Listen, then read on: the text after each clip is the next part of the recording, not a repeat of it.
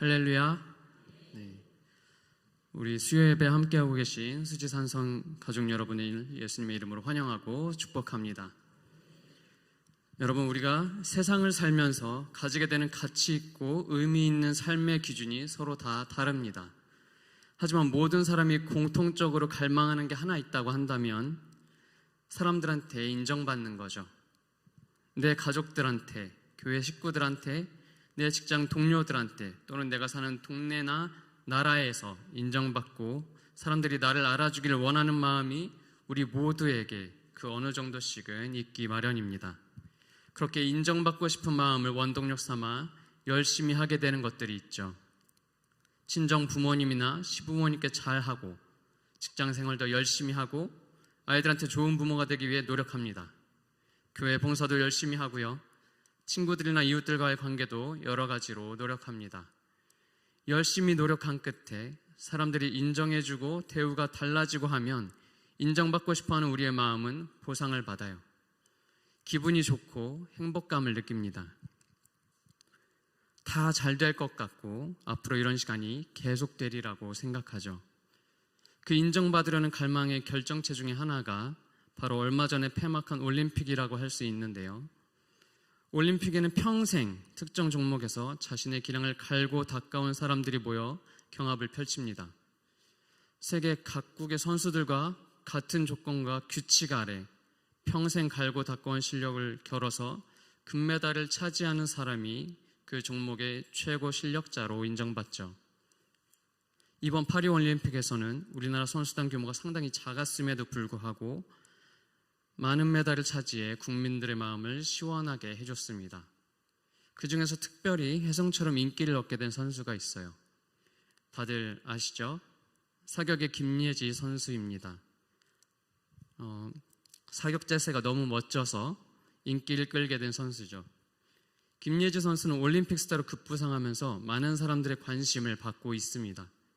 심지어 각종 업계로부터 광고와 여러 가지 활동에 대한 제안들이 쏟아져 들어오고 있다고 하는데요. 김예지 선수는 지난 20일에 참석한 올림픽 메달리스트 기자회견에서 이러한 사실을 밝히면서 훈련에 방해가 되지 않는 선에서 다양한 활동들을 하고 싶다. 사격 같은 비인기 종목의 경우 올림픽에서 메달을 딴다고 하더라도 인기가 반짝이다. 시간이 지나면 내 이름도 곧 잊혀질 거라고 말했습니다. 그러면서 방송 출연과 광고 모델 등 다양한 활동을 하게 되면 아무래도 사람들이 사격을 잊지 않고 기억을 해줄 것 같았다고 했는데요. 인터뷰 내용을 보면 아무리 열심히 갈고 닦아온 실력으로 메달을 따고 인기를 끌게 된다 하더라도 인기가 반짝 올라갔다가 금세 잊혀진다는 걸 김예지 선수는 알고 있습니다. 이건 비단 사격 선수만의 일은 아니죠.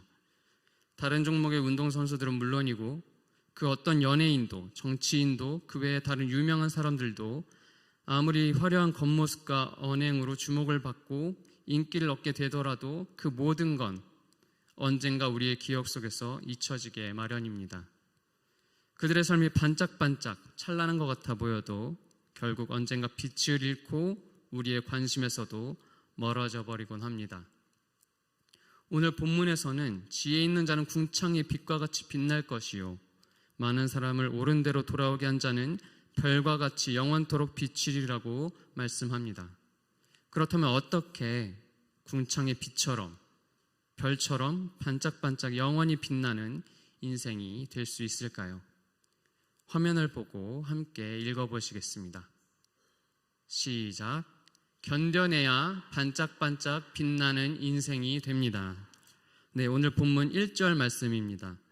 그때 내 민족을 호위하는 대군 미가엘이 일어날 것이요 또 환란이 있으리니 이는 개국 이래로 그때까지 없던 환란일 것이며 그때 내 백성 중 무릇 책에 기록된 모든 자가 구원을 얻을 것이라. 아멘. 먼저 1절을 살펴보면 그때에 라는 말로 시작하고 있습니다. 그때는 11장 40절부터 시작되는 북방왕과 남방왕의 전쟁으로 비롯되는 마지막 때를 가리킵니다.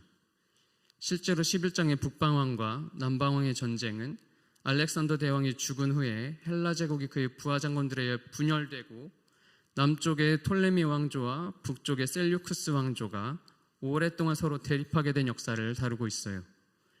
다니엘의 때에는 200년에서 400년 이후에 있을 먼 훗날의 일이었지만 지금은 실제로 일어난 역사가 됐습니다. 11장 4절부터 39절까지는 남쪽 톨레미 왕조와 북쪽 셀류쿠스 왕조의 대립과 북쪽 셀류쿠스 왕조의 마지막 왕 안티오쿠스 에피파네스에 대한 예언으로 구약과 신약의 중간 시대인 주전 312년부터 163년 사이에 모두 성취됐습니다. 특별히 40절부터 시작되는 이 마지막 때의 북방왕과 남방의 대립 예언은 그런데 아직 이루어지지 않은 사건으로 보고 있는데요. 이제 곧 다가올 모든 세상의 마지막 때의 전쟁과 적그리스도의 활동을 예언한 걸로 보고 있습니다. 여기서 한 가지 짚고 넘어갈 게 있다면 하나님께서 선지자들을 통해 우리에게 주신 예언들에는 한 가지 특징이 있다는 겁니다. 예언 성취의 복합성이라고 하는데요. 그건 선지자들의 예언이 그 당대에 이루어지거나 먼 훗날 다른 사건을 통해 이루어지기도 하고 하나의 예언이 둘 이상으로 성취되기도 하는 걸 말합니다.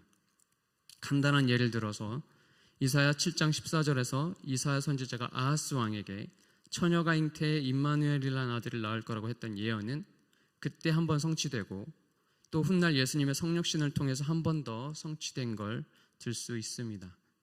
그렇게 11장의 예언들이 이미 역사 속에서 한 번 성취됐다고 해서 다시 일어나지 않으리란 법이 없습니다. 지금의 우리들이 안심해서는 안 되는 거죠. 특별히 11장 31절에 성소에 멸망케 하는 미운 물건을 세울 것이라는 예언은 예수님이 오시기 전에 안티오쿠스 에피파네스가 성전 뜰에 제우스 신상을 세워서 한 번 성취됐었지만 예수님께서도 그 예언을 직접 언급하셨다는 걸 기억할 필요가 있어요. 마태복음 24장 15절에서 예수님께서 마지막 때에 있을 일을 말씀하시면서 직접 다니엘이 예언한 멸망에 가증한 것이 거룩한 곳에 선 것을 보거든 유대에 있는 사람들은 산으로 도망하라고 하셨습니다.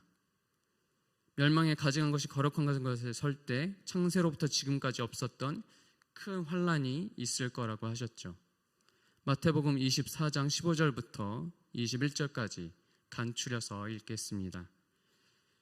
그러므로 너희가 선지자 다니엘의 말한 바 멸망에 가증한 것이 거룩한 것에 선 것을 보거든 읽는 자는 깨달을진저 그때 유대에 있는 자들은 산으로 도망할지어다. 이는 그때에 큰 환란이 있겠음이라. 창세로부터 지금까지 이런 환란이 없었고 후에도 없으리라. 아멘. 이 사건은 예수님이 승천하시고 주 70년경에 로마의 티투스 장군이 예루살렘을 함락하고 성전 동문에 로마군의 깃발을 세운 것으로 또 한 번 성취됐습니다. 멸망에 가증한 것이 가리킨 안티오쿠스 에피파네의 성전 모독과 티투스 장군의 로마군 깃발은 앞으로 다가올 대환란의 모형들일 뿐입니다. 분명 세상이 마지막 때를 향해 가고 있지만 아직 11장 40절에 북방왕으로 일컬어지는 분명한 적그리스도가 나타나지 않았어요. 아직 복음이 모든 민족에게 전파되지도 않았습니다. 예수님께서는 모든 민족에게 복음이 전파돼야 비로소 끝이 온다고 말씀하셨거든요. 오늘 본문 말씀은 그 마지막 때 전무후무한 대환란이 있을 것이라 예언합니다. 중요한 건 그 마지막 환란의 때에 책에 기록된 모든 사람이 구원을 얻을 거라는 겁니다. 여기서 말씀하는 책은 하나님의 생명책으로 하나님께 구원받아 하나님의 백성이 된 사람들의 이름이 기록된 책입니다. 우리도 예수님을 믿음으로 구원받아 하나님의 생명책에 이름이 기록된 사람들이죠. 생명책에 내 이름이 기록됐다는 건 정말 자랑스럽게 여겨야 합니다. 자랑스럽게 여겨야 할 사실이죠. 그런데 여러분, 한번 생명책에 기록됐으면 끝일까요? 내 이름이 한번 기록되면 절대 지워지지 않을 거라고 확신하시나요? 하나님께서는 그렇지 않다고 분명하게 말씀하고 계십니다. 하나님께서 이스라엘 백성들이 금송아지를 만들어 범죄했을 때 모세에게 이렇게 말씀하셨습니다. 출애굽기 32장 33절입니다. 여호와께서 모세에게 이르시되 누구든지 내게 범죄하면 그는 내가 내 책에서 지워버리리라. 아멘. 하나님께서는 하나님께 범죄하는 사람의 이름을 생명책에서 지워버리겠다고 하셨습니다. 하나님의 말씀은 번복되지 않아요. 마지막 때 사탄이 패망하고 하나님이 온 우주를 새 하늘과 새 땅으로 새롭게 하신 후에 있을 일을 요한 사도가 미리 목격하고 이렇게 증거하고 있습니다. 요한계시록 20장 11절부터 15절입니다. 다 함께 화면을 보면서 읽겠습니다. 시작. 또 내가 크고 흰 보좌와 그 위에 앉으신 자를 보니 땅과 하늘이 그 앞에서 피하여 간데 없더라. 또 내가 보니 죽은 자들이 물온대소하고 그 보좌 앞에 섰는데 책들이 펴 있고 또 다른 책이 펴졌으니 곧 생명책이라. 죽은 자들이 자기 행위를 따라 책들에 기록된 대로 심판을 받으니 바다가 그 가운데서 죽은 자들을 내어주고 또 사망과 음부도 그 가운데서 죽은 자들을 내어주매 각 사람이 자기의 행위대로 심판을 받고 사망과 음부도 불못에 던지우니 이것은 둘째 사망 곧 불못이라. 누구든지 생명책에 기록되지 못한 자는 불못에 던지우더라. 아멘. 마지막 절에 뭐라고요? 누구든지 생명책에 기록되지 못한 자는 불못에 던지우더라. 오늘 본문 다니엘 12장 1절에서는 생명책에 기록된 모든 사람들이 구원을 얻을 거라 말씀하고 있지만 동시에 그날의 생명책에 기록되지 못한 자는 구원받지 못하고 불못, 지옥에 던져진다고 분명히 말씀하고 있습니다. 이 말씀을 우리는 우리 삶의 엄중한 경고로 평생 기억하며 살아야 합니다. 이 두려운 경고를 마음에 간직하고 내 하나뿐인 생명 끝까지 믿음을 지켜서 여기 계신 모든 분들, 또 실시간으로 방송을 듣고 계신 모든 분들 다 생명책에 기록되시기를 간절히 소망합니다. 뭐 한 번 구원은 영원한 구원 아니야? 난 예수님 믿고 주일 성수 잘하고 전도도 열심히 하고 헌금도 열심히 하니까 괜찮겠지. 마지막 날에 내 이름은 생명책에 있을 거야. 혹시 그렇게 생각하고 계신 분 계십니까? 처음에 잠깐 언급했던 올림픽을 한번 생각해 볼까요? 열심히 자신의 종목에서 실력을 쌓아온 사람들이 자기 나라에서의 치열한 경쟁을 통해 국가대표로 선출이 됩니다. 올림픽에 나갈 자격이 주어졌어요. 국가대표로 선출이 되고 올림픽이 다가오면 그 다음에 어떻게 되죠? 선수촌에 들어가서 올림픽 금메달을 목표로 고통스러운 훈련들을 해나가죠. 선수촌 안에서 먹고 자고 하면서 지독한 훈련을 견뎌내고 올림픽에 출전할 준비를 합니다. 그러다가 훈련이 너무 고통스러워서 훈련을 견뎌내지 못하고 더는 못하겠다 싶어서 선수촌을 나오면 어떻게 될까요? 심한 경우 국가대표 자격을 박탈당하고 올림픽에 나갈 수 없게 되겠죠. 이처럼 우리도 예수님을 믿는 믿음 하나로 하나님의 자녀가 되어 하나님의 나라에 들어갈 자격이 주어졌습니다. 하나님의 백성으로 생명책에 이름이 분명히 기록됐어요. 그렇게 하나님의 자녀로 살다가 삶의 개인적인 고난이 찾아오거나 오늘 본문에서 말씀하는 마지막 대환란을 겪게 된다고 했을 때 그 시간을 믿음을 지키며 잘 통과하면 생명책에 이름이 남아있을 겁니다. 하지만 그 고통과 고난을 견뎌내지 못하고 그만 믿음을 저버리면 생명책에서 우리의 이름은 찾아볼 수 없게 될 겁니다. 믿음을 지키지 못하고 불신앙과 배교에 빠진 채 하나님의 마지막 심판을 맞이하게 된다면 방금 전에 함께 읽었던 계시록 말씀에 기록된 대로 불못에 떨어지게 되겠죠. 우리의 삶에 찾아오는 고난과 환난을 견뎌내고 이겨내는 사람만이 하나님의 생명책에 이름이 남아 구원을 얻을 수 있습니다. 예수님께서도 직접 이렇게 말씀하셨습니다. 요한계시록 3장 5절입니다. 한번 화면을 보시고 다 같이 읽어보겠습니다. 시작. 이기는 자는 이와 같이 흰옷을 입을 것이요 내가 그 이름을 생명책에서 반드시 흐리지 아니하고 그 이름을 내 아버지 앞과 그 천사들 앞에서 시인하리라. 아멘. 우리가 읽는 개역 한글판에서는 그 이름을 생명책에서 반드시 흐리지 아니하고 라고 되어 있는데 개역 개정과 다른 번역본들은 지우지 아니하고 지워버리지 않을 것이며 라고 되어 있습니다. 구원은 믿음으로 받아 생명책에 기록되지만 받은 구원을 지켜 생명책에 기록된 이름을 지켜내기 위해서는 세상 속에서 우리가 분투해야만 하는 거죠. 그러므로 여러분, 우리 모두 우리 삶에 겪고 있는 크고 작은 아픔들과 어려움들을 주님을 바라보며 견뎌나갑시다. 견뎌나가는 걸 넘어서 능히 이겨나갑시다. 지금 우리가 겪는 고난부터 이겨나갈 때 마지막 때에 있을 환난도 이겨낼 수 있는 영적인 담력과 근력을 주실 거라고 믿습니다. 오늘도 우리를 사랑해 주시고 앞으로도 우리를 사랑해 주실 예수님이 우리와 함께 하시기에 우리가 그 모든 일에 넉넉히 이길 수 있습니다. 여러분, 예수님께서 내 대신 값을 치르시고 선물로 주신 구원을 소중히 여기고 믿음으로 세상을 견디는 사람만이 하나님의 나라가 완성될 때 생명책의 이름이 기록될 수 있습니다. 생명책의 이름이 기록된 사람만이 하나님께서 그 이름을 기억해 주시고 영생을 얻을 수 있어요. 영생을 얻은 사람만이 반짝반짝 영원히 빛나는 인생을 살 수 있습니다. 그렇다고 하나님의 나라에 들어간 모두가 빛나는 인생을 살 수 있는 건 아니에요. 마치 국가대표로 선출된 선수들이 피나는 훈련 끝에 올림픽에 참가했다 하더라도 모두가 금메달을 획득하지는 못하는 것과 같습니다.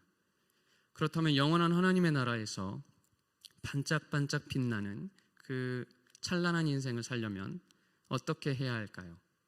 화면을 보면서 같이 읽어볼까요? 시작. 지혜가 있어야 반짝반짝 빛나는 인생이 됩니다. 본문 3절 말씀입니다. 지혜 있는 자는 궁창의 빛과 같이 빛날 것이요 많은 사람을 옳은 대로 돌아오게 한 자는 별과 같이 영원토록 비치리라. 아멘. 3절 말씀 앞에 2절에서 마지막 때의 땅의 티끌 가운데서 자는 사람들 중에 많이 깨어나 영생을 얻을 자도 있겠고 수치를 받아서 영원히 부끄러움을 입을 사람도 있을 거라 말씀합니다. 마지막 때가 되면 살아있는 사람은 살아있는 대로, 죽어서 땅에 묻혔던 사람들은 다시 살아나 모두 하나님의 보좌 앞에서 그 삶의 행위대로 심판을 받습니다. 예수님께서도 이렇게 말씀하셨습니다. 요한복음 5장 26절부터 29절입니다. 아버지께서 자기 속에 생명이 있음 같이 아들에게도 생명을 주어 그 속에 있게 하셨고 또 인자됨을 인하여 심판하는 권세를 주셨느니라. 이를 기이 여기지 말라. 무덤 속에 있는 자가 다 그의 음성을 들을 때가 오나니 선한 일을 행한 자는 생명의 부활로 악한 일을 행한 자는 심판의 부활로 나오리라. 아멘. 이렇게 하나님의 나라가 완성될 때 우리 모두 예수님의 보좌 앞에 서야 합니다. 그 빛나고 찬란한 보좌 앞에서 우리의 행한 대로 하나님 아버지와 예수님께 심판을 받게 되어 있어요. 선한 일을 행한 사람은 생명의 부활로, 악한 일을 행한 사람은 심판의 부활로 나와 예수님의 보좌 앞에 서게 됩니다. 믿음을 끝까지 지키지 못했거나 예수님을 거부하고 믿지 않은 사람들은 심판의 부활로 살아나 둘째 사망, 곧 불못에 던져집니다. 거기서 영원히 극심한 고통을 당하며 살아야 하죠. 반면 믿음을 끝까지 지켜낸 사람들은 생명의 부활로 살아나 영생을 얻고 삶의 행실에 따라 상급을 받습니다. 예수님께서 가라지 비유로 세상 끝날에 대해 제자들에게 설명해 주실 때도 이렇게 말씀하셨습니다. 마태복음 13장 41절부터 43절입니다. 함께 읽어보실까요? 시작. 인자가 그 천사들을 보내리니 저희가 그 나라에서 모든 넘어지게 하는 것과 또 불법을 행하는 자들을 거두어내어 불못불에 던져 넣으리니 거기서 울며 이를 갈미 있으리라. 그때의 의인들은 자기 아버지 나라에서 해와 같이 빛나리라. 귀 있는 자는 들으라. 아멘. 하나님의 보좌 앞에서 악한 일을 행한 자는 불못에 던져지고 선한 일을 행한 의인들은 하나님의 나라에서 영원히 살면서 해처럼 빛날 것이라고 말씀하십니다. 그렇다면 해처럼 영원히 반짝반짝 빛나게 될 이 의인, 지혜 있는 사람은 어떤 사람일까요? 마지막 때에 지혜 있다 주님께 인정받는 사람은 마지막 때를 분별하며 다시 오실 예수님을 기다리는 사람입니다. 예수님께서는 예수님이 오시리라 약속하신 말씀을 굳게 믿고 그날이 가까운 줄 알고 준비하며 기다리는 사람을 찾고 계십니다. 마태복음 24장 44절부터 47절입니다. 이러므로 너희도 예비하고 있으라. 생각지 않은 때에 인자가 오리라. 충성되고 지혜 있는 종이 되어 주인에게 그 집 사람들을 맡아 때를 따라 양식을 나눠줄 자가 누구뇨? 주인이 올 때에 그 종이 이렇게 하는 것을 보면 그 종이 복이 있으리로다. 내가 진실로 너희에게 이르노니 주인이 그 모든 소유를 저에게 맡기리라. 아멘. 주님께 충성되고 지혜 있다 인정받는 사람은 점점 더 타락해가는 세상에 물들지 않고 예수님께만 충성하는 사람들입니다. 충성할 뿐 아니라 예수님이 오실 날을 준비하며 기다리는 사람들입니다. 예수님을 기다리며 적그리스도에게 경배하지 않고 그가 주는 짐승의 표도 받지 않으며 고난을 감내하는 사람들입니다. 그렇게 스스로를 지키면서 사람들을 섬기며 영육 간의 양식을 나눠주는 사람입니다. 야고보 사도도 하나님 앞에 정결한 믿음을 가진 사람이 어떤 사람인지 이렇게 증언했습니다. 야고보서 1장 27절입니다. 하나님 아버지 앞에서 정결하고 더러움이 없는 경건은 곧 고아와 과부를 그 환난 중에 돌아보고 또 자기를 지켜 세속에 물들지 아니하는 이것이니라. 아멘. 이런 사람을 예수님께서는 복 있다 하시고 다시 오실 때 그 사람에게 큰 상급을 주십니다. 큰 상급과 영광을 받아 하나님의 나라에서 궁창의 빛, 태양처럼 반짝반짝 영원히 빛나는 인생을 살게 됩니다. 여러분, 이런 영원히 빛나는 인생을 살고 싶지 않으십니까? 이 땅에서 잠시 인정받고 반짝 빛나는 인생보다 우리 주님께 인정받아 영원히 빛나는 그런 삶을 사는 게 더 만족스럽지 않을까요? 그렇다면 예수님이 마지막 때에 찾으시는 충성되고 지혜 있는 종은 환난 중에 고아와 과부를 어떻게 돌보며 양식을 나눠줄까요?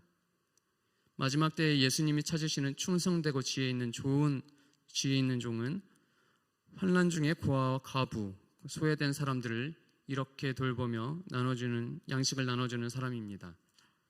예수님께서 이렇게 말씀하셨습니다. 마태복음 25장 31절부터 46절입니다.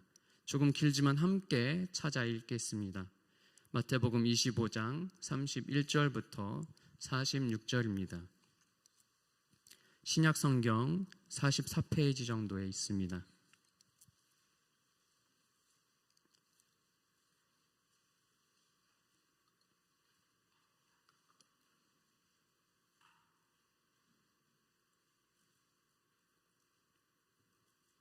다 찾으신 줄 알고 한 절씩 교독하시겠습니다.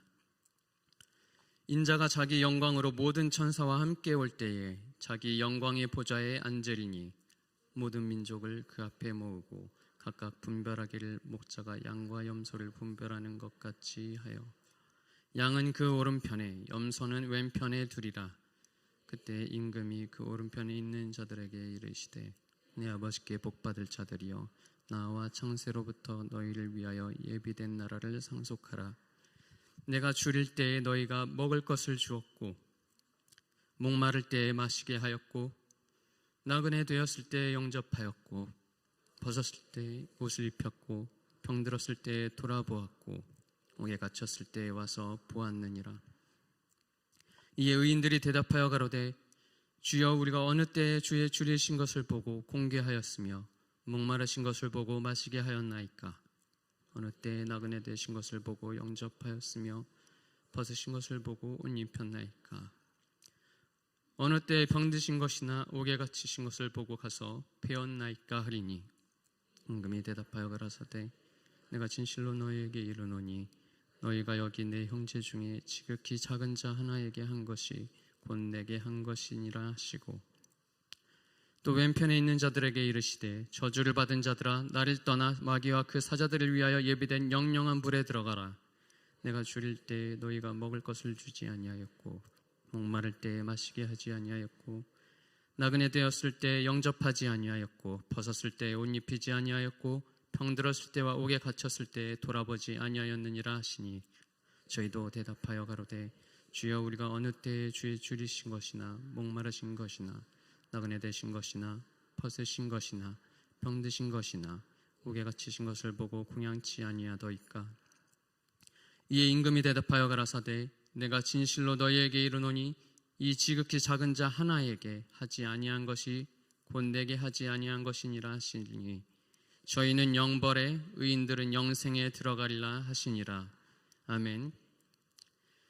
지극히 약하고 작은 한 사람, 줄이고 목마르고 나그네로 정처 없이 떠돌고 헐벗고 병들고 옥에 갇혀 소외된 사람에게 주님께 하듯 사랑으로 섬기는 사람, 그런 사람이 마지막 때 예수님께서 찾으시는 충성되고 지혜 있는 종입니다. 나도 환난의 한가운데 있어 죽을 만큼 힘들지만 그 와중에도 고아와 과부처럼 소외된 한 사람을 보면 긍휼한 마음으로 예수님께 하듯 먹이고 입히며 섬기는 사람, 그렇게 내가 주님께 받은 영과 육의 모든 양식을 사랑으로 나누며 살아갈 때 우리는 주님께 인정받고 훗날 하나님의 나라에서 하늘의 빛처럼 반짝반짝 빛나는 영광을 누리며 살게 될 겁니다. 그날을 바라보며 이 땅에서 사는 동안 잠시 빛났다가 사라질 것들에 마음을 두기보다 영원히 빛날 상급과 영광을 소망하며 살아갑시다. 우리 모두 그렇게 다시 오실 예수님을 기다리며 마지막 때를 사랑과 섬김으로 이겨나가는 충성되고 지혜 있는 종으로 살아갈 수 있기를 간절히 소망합니다. 여러분, 믿음으로 세상을 견뎌내며 지혜롭게 산 사람만이 생명책의 이름이 기록되어 하나님의 나라에 들어가 영원히 살 수 있습니다. 영생을 얻은 사람 중에 환난 같은 삶 속에서도 소외되고 고통받는 사람들을 예수님께 하듯 사랑으로 섬기며 산 사람이 하나님의 나라에서 지혜롭다 인정받고 반짝반짝 영원히 빛나는 인생을 살 수 있어요. 이러한 사람은 결코 자신만 반짝반짝 빛나는 인생이 되는 걸로 끝나지 않습니다. 반드시 사람들에게 영향을 줍니다. 오늘 본문 말씀은 그 영향력이 지혜 있는 사람의 인생을 더 빛나게 해줄 거라고 말씀하고 있어요. 우리가 마지막 때를 이겨내면서 지혜 있는 종으로 소외된 사람들을 섬길 때 반짝반짝 빛나는 인생이 되게 해주는 그 마지막 한 가지, 화면을 보고 같이 읽겠습니다. 시작. 돌아오게 해 반짝반짝 빛나는 인생이 됩니다. 3절 하반절에 이렇게 예언하고 있습니다. 많은 사람을 옳은 대로 돌아오게 한 자는 별과 같이 영원토록 빛이리라. 아멘. 많은 사람을 옳은 대로 돌아오게 한 사람은 별과 같이 영원토록 빛나리라. 비록 우리 삶이 어려울지라도 고난 중에 믿음으로 견디고 이겨나가면서 소외된 사람들을 사랑으로 섬길 때 그 섬김을 받는 사람은 물론 우리의 삶을 보고 주변 사람들이 변화되기 시작합니다. 도대체 예수님이 누구기에 이 사람은 나에게 이렇게까지 해준단 말인가? 도대체 예수님이 누구기에 저 사람은 저 별 볼 일 없는 사람들을 저렇게까지 사랑할 수 있단 말인가? 우리의 헌신적인 모습이 사람들에게 그런 의문과 감동을 주고 예수님에 대해 관심을 갖게 만들죠. 관심이 생기면 의문이 생기고 의문이 생기면 질문이 생깁니다. 사람들이 우리에게 예수님에 대해 물어보기 시작하면 우리는 기회를 놓치지 말고 우리가 만난 예수님에 대해 그들에게 전해야 합니다. 이 마지막 때에 예수님이 다시 오시기 바로 직전인 이때에 나보다도 더 당신을 사랑하고 계신 예수님께로 돌아오라고, 예수님께 돌아와 심판을 면하고 구원받길 바란다고 전해야 해요. 그 기회를 얻기까지는 많은 인내와 수고와 헌신이 있어야 하겠지만 결코 단념해서는 안 됩니다. 믿지 않는 영혼들, 죄를 심판받아 불못으로 던져져야 할 운명에 놓인 영혼들을 긍휼히 여긴다면 절대 포기할 수 없는 거예요. 그렇게 전심으로 사랑하고 섬기고 복음을 증거해 한 영혼 한 영혼 예수님께서 돌아오게 할 때 하늘의 상급이 쌓입니다. 하나님께서 가장 기뻐하시는 일, 영혼 구원의 결실을 맺었기 때문이죠. 그 결실은 마지막 때에 하나님의 보좌 앞에서 결산될 것이고 얼마나 많은 영혼을 예수님께로 돌아오게 했는가에 따라 우리 인생은 하나님의 나라에서 그만큼 빛나게 될 겁니다. 우리의 인생만 빛나는 게 아니라 우리와 우리를 통해 예수님께 돌아온 사람들의 인생도 반짝반짝 빛나게 될 거예요. 사랑하는 수지산성 가족 여러분, 우리가 정말 마지막 때를 살고 있습니다. 기후변화도 정말 심각하고 여기저기 전쟁과 기근과 사람들의 타락해가는 모습들도 정말 하루아침으로 달라지고 있습니다. 정말 어쩌면 이럴 수 있는지, 날씨는 또 왜 이렇게 더운지, 어떻게 그런 법안들이 통과가 되는지, 눈 감았다가 아침에 일어나 눈을 뜨면 그런 소식들이 우리들을 소스라치게 놀라게 할 때도 있고, 이게 내가 사는 세상이 맞나 싶을 때도 있습니다. 그런 것들을 듣기에도 버거운데 내 삶은 또 왜 이렇게 힘든지, 왜 내 남편은 그렇게 나를 구박하는지, 왜 내 아내는 그렇게도 지지를 말을 안 듣는지, 내 자식들은 왜 그렇게도 내가 집사고 권사고 장로인데 왜 이렇게 말을 안 듣고 교회에 안 나오고 신앙생활을 안 하고 공부는 또 왜 그렇게 안 하는지, 왜 이렇게 말을 안 듣는지 속상할 때가 하루 이틀이 아니죠. 우리가 다 그런 문제들 한두 가지씩은 있고, 그런 문제들을 껴안고 예수님을 바라보며 살고 있습니다. 우리가 다니엘서를 통해서 알 수 있는 것은 하나님께서 모든 것을 우리의 개인적인 삶에서 일어나는 모든 일들과 상황들도 하나님께서 주관하고 계시고 그 모든 것을 때를 정해 놓으셨다는 사실입니다. 다니엘서를 통해서 우리가 또 하나님께서 말씀하시는 것은 세계의 모든 환난과 모든 세계 질서의 한때와 두때와 반때, 1290일, 1335일이라는 분명한 날짜를 기록해 주심으로 인해서 모든 것이 하나님이 정하신 때가 있고, 그 때가 되면 하나님이 그 뜻대로 이루어 가신다는 것을 우리는 분명히 보고 듣고 배우고 있습니다. 이 모든 말씀들은 우리가 믿어야 되는 사실이고 또 우리가 바라봐야 될 소망입니다. 이제 앞으로도 아직 오지 않았지만 앞으로 다가오게 될 우리 삶의 어려움들과 또 온 세상이 성도들이 겪어야 할 대환란이 언제 올지 모릅니다. 하지만 그러한 것들을 앞두고 있더라도 우리가 바라봐야 할 것은 딱 한 가지입니다. 사진 띄워주세요. 네, 이거 제가 정말 좋아하는 그림인데, 예수님 앞에 나아가서 무릎 꿇고 면류관을 받는 장면입니다. 우리의 모든 목표는 저 자리가 되어야 합니다. 올림픽의 선수들은 이 세상에 금세 없어질, 불에 타고 없어질 금은 동메달을 목표로 하지만 우리는 썩어 없어지지 아니하는 영원한 면류관을 목표로 삼고 있습니다.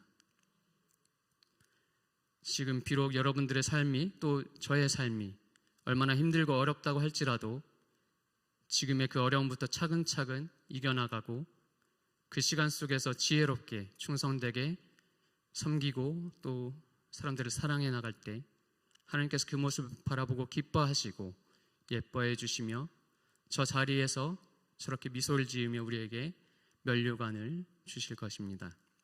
그 자리에 갈 때까지 믿음을 잃지 않고 마지막 때에 다다르게 되는 우리 모두가 됐으면 좋겠습니다. 그 믿음의 경주를 끝까지 완주하는 우리 수지산성 가족 여러분이 되시기를 예수님의 이름으로 축복합니다.